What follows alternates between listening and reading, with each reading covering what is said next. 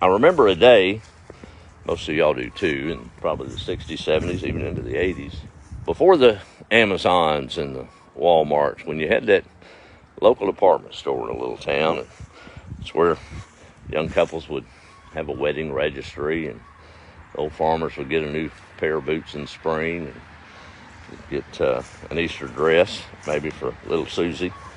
But those old-fashioned department stores, it's where the whole town went, kind of the hub, if you would. Well, there was a man that owned one of those out in a rural town and had twin boys, and those boys cut their teeth on that cash register playing under the counter as they grew up. Well, the father got old and died, and he trained the boys well, and he left the store to them. They worked well together, good brothers, and both sharp in business. Doing a good business, keeping the community kind of grounded together, and years rocked along. And one day, one of the brothers was busy talking with a customer who paid him for some goods, and had a dollar bill, and he laid it on top of the cash register, and he walked out with the customer to the car as they were talking, and he come back in there, and the dollar bill was gone. $1 bill. Well, he couldn't figure out what had happened to it, and his brother walked by. He said, "Hey, man, did you get that dollar bill off that register there? I had one up there." He said, "No, I hadn't seen it." Well, for whatever reason, that hit the younger brother a little wrong. He said, "Well, dollar bills just don't walk off by themselves. There ain't been nobody else through here. You sure you don't know nothing about it?" "I don't know nothing about it." He said, "No, wait a minute. You accusing me of that, stealing that dollar?" He said, "Well, I'm just saying."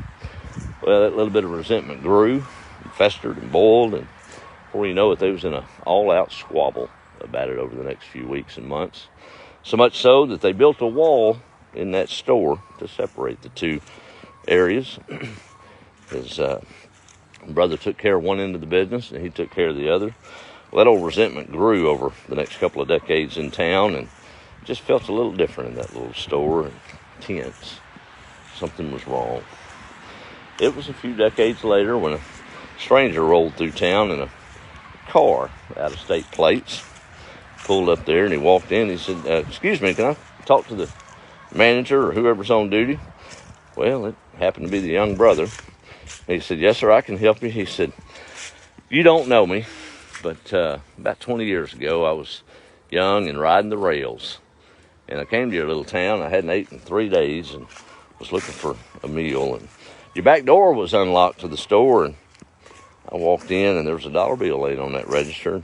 I took it and got me something to eat, and it's always bugged me as I live life. I've done y'all wrong, and I've come back today to make it right." The stranger couldn't figure out the young man was crying.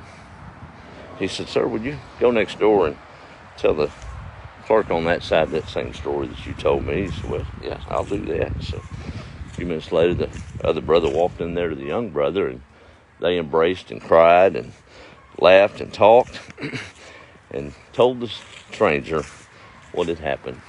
Some of you may not go to gatherings because of something that was said or done in passing over the years, and you've harbored resentment with that family member or friend and decided they're just not worth the trouble to be around anymore. I'd encourage you to lean on love. Let bygones be bygones. Life's too short for that. What a privilege we have, all of us listening to this. A couple of 100 years from now, we won't be here.